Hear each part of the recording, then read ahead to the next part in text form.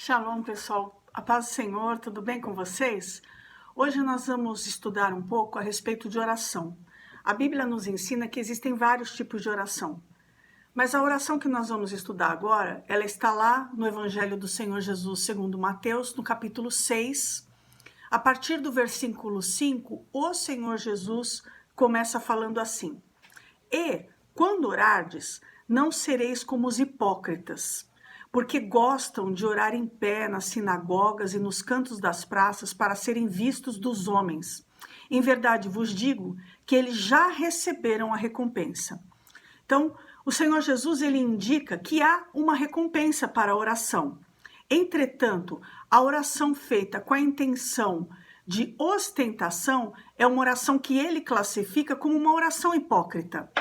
No versículo 6, ele diz assim: Tu, porém, quando orares, entra no teu quarto e fecha a porta. Orarás a teu pai que está em secreto. E teu pai que vê em secreto te recompensará. Ele continua afirmando que há uma recompensa para a oração e ele indica que existe uma oração, que é a oração secreta, onde só existem duas pessoas presentes ali naquela sala no momento da oração. Você e o teu Pai Celeste. Ou seja, o inimigo ele não tem acesso a essa oração.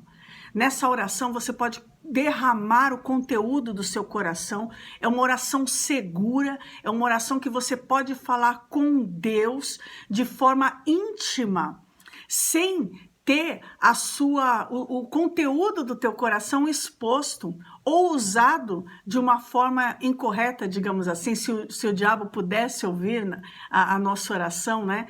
E o Senhor Jesus está dizendo que aqui essa oração ela é secreta, ou seja, é só você e Deus que estão ali.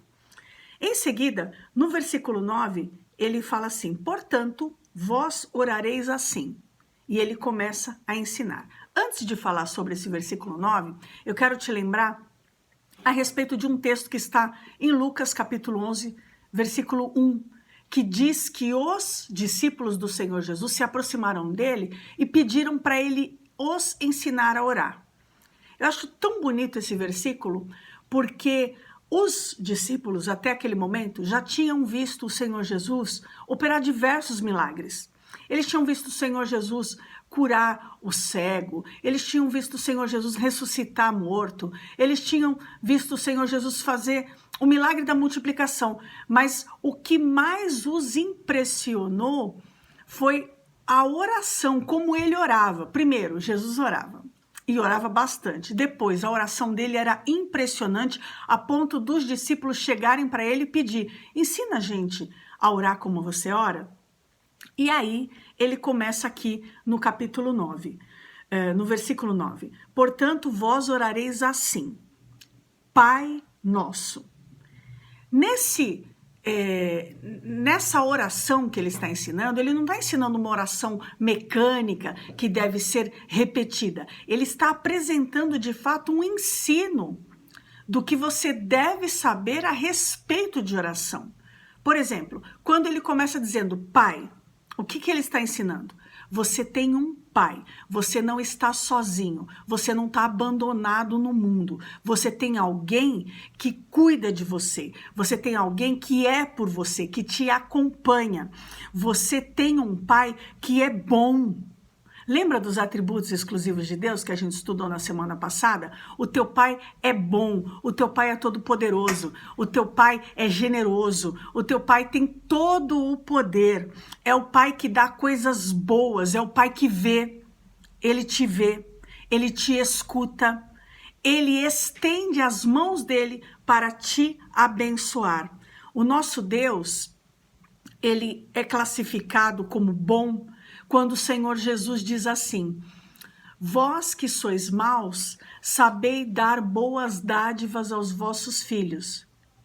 Que diremos, pois, do Pai Celeste, não é? Ou seja, o nosso Deus, ele nos presenteia, nos abençoa com coisas boas. Em seguida, Jesus fala assim, que o Pai é nosso, não é? Ou seja, você não está sozinho, você não é o único filho de Deus, você tem irmãos. O nosso Deus forma juntamente conosco uma família. A pessoa que está ao seu lado, que também aceitou o Senhor Jesus como Senhor e Salvador, é também filho de Deus. Onde Deus está? Pai nosso que estás no céu. Ele indica onde Deus mora. Deus mora no alto. Portanto, Deus tem uma visão diferenciada. Deus não está olhando somente o problema. Ele tem uma visão macro. Ele tem uma visão diferenciada. E ele é autoridade. Ele pode interferir em qualquer tipo de situação. O nosso Deus, ele mora num lugar e ele não sai daquele lugar para ouvir a nossa oração. Ele leva a nossa oração para lá.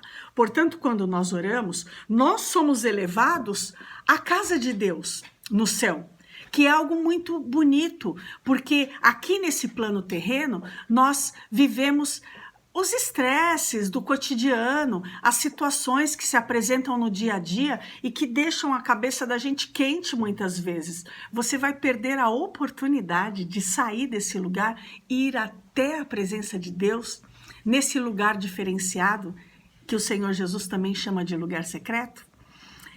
Em seguida, ele fala assim: santificado seja o teu nome.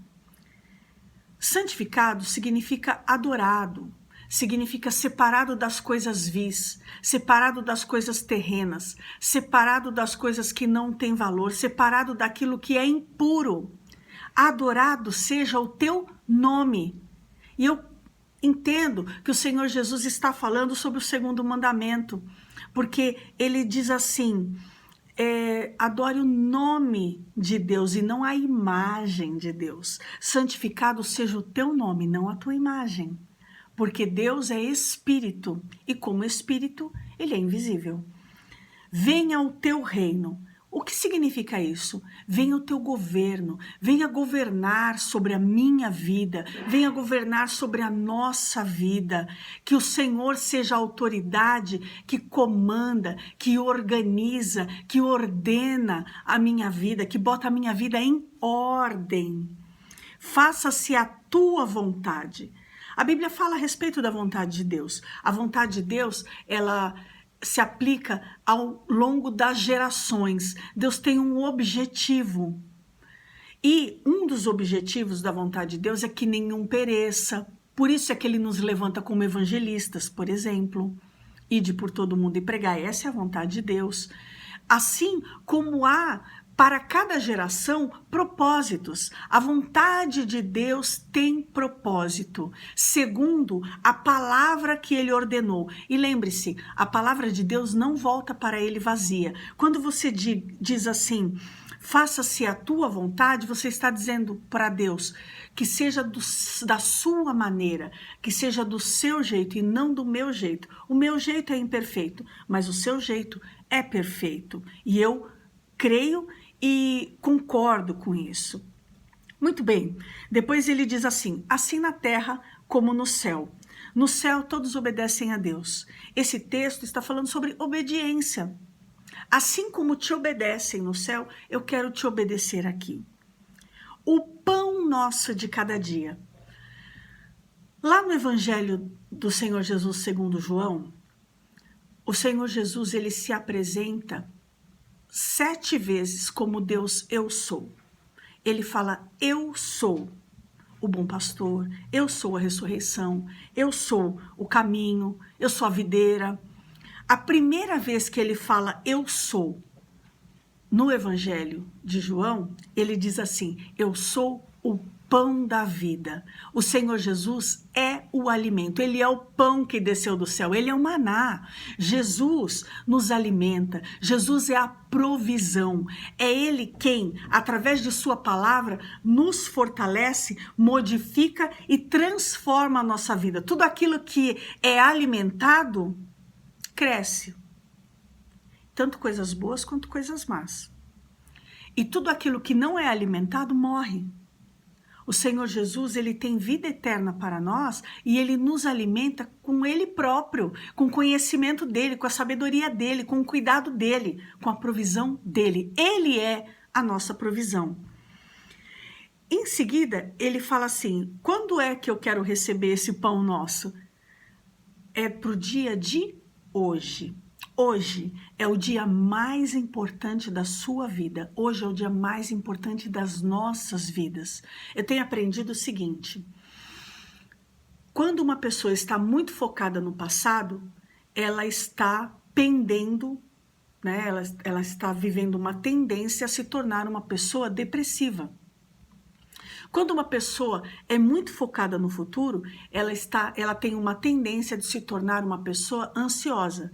Tanto a depressão quanto a ansiedade são enfermidades da alma. Quando você está focado no dia de hoje, você vive o presente de Deus. Hoje é o dia mais importante. Hoje o dia é o dia que a gente consegue mudar. Hoje é o dia que a gente consegue realizar. Hoje é o dia que a gente consegue buscar. Hoje é tempo de adorar a Deus. Hoje é o dia que todas as bênçãos de Deus se renovaram sobre nós. Todas as promessas de Deus, tudo aquilo que Deus prometeu na sua palavra, todas as bênçãos de Deus foram renovadas no dia chamado hoje sobre a nossa vida. Em seguida ele fala assim, perdoa-nos, assim como perdoamos aqueles que também nos devem. Primeiro, quando você pede perdão ao Senhor, você está reconhecendo. E reconhecer, né, reconhecer que está errado, faz parte do arrependimento. Quando nós nos arrependemos dos erros que cometemos diante de Deus, nós confessamos. E a confissão vem por meio de um pedido de perdão. Em seguida, a transformação de vida. E o nosso Deus, ele condiciona o perdão que vamos receber dele ao perdão que você dá a pessoas que te ofendem. Ou seja, no mundo natural acontece esse tipo de coisa. Em algum momento nós somos ofendidos, em algum momento nós somos feridos, mas o nosso Deus está nos convidando a fazer o que ele fez primeiro. Porque essa é uma característica de Deus. Ele não pede para você algo que ele não tenha feito primeiro. Primeiro Deus amou, aí ele pede para você amar. Primeiro Deus doou, aí ele pede para você doar. Primeiro Deus perdoou, aí ele pede para você perdoar. Ele sempre é o nosso exemplo. Em seguida, a Bíblia fala assim, e não nos deixe cair em tentação. Está pedindo proteção a Deus, proteja-nos de cair em tentação. Lembre-se que a Bíblia coloca duas situações muito diferentes. Provação é uma coisa, tentação é outra coisa. Quando você é provado por Deus, com o intuito de ser aprovado e subir um degrau nesse processo que Deus realiza nas nossas vidas. Agora, a tentação, ela é exclusivamente aplicada pelo diabo e ele tem a intenção de nos reprovar para que nós venhamos a perder a vida eterna. Mas livra-nos do mal. Livrar é libertar. E Deus classifica o mal, o Senhor Jesus, ele classifica o mal de uma forma abrangente. O que é o mal? O mal é muita coisa. E tudo isso está contido nesta frase dessa oração. O nosso Deus vai nos livrar da maldição. Nós estamos pedindo para Deus nos livrar do erro, do engano, da mentira, de tudo aquilo que representa o mal. Por quê? Por que a gente está fazendo essa oração a Deus? Porque teu é o poder, porque teu é o reino, o poder e a glória para sempre. Porque ele é que é o dono, ele é que é a autoridade, é das mãos dele que vem. Todo o reino, todo o poder pertence ao Senhor. E é por isso que nós estamos nos dirigindo a ele em oração. E ele inclina os seus ouvidos para nos ouvir e nos recompensa. Essa é a mensagem que o Senhor Jesus está transmitindo através dessa oração. Por isso que eu quero te convidar a orar, a praticar, a desenvolver esse hábito, porque você será recompensado pelo teu Pai eterno, pelo Pai do alto. Amém? Deus abençoe a todos vocês. Nós temos uma eterna aliança.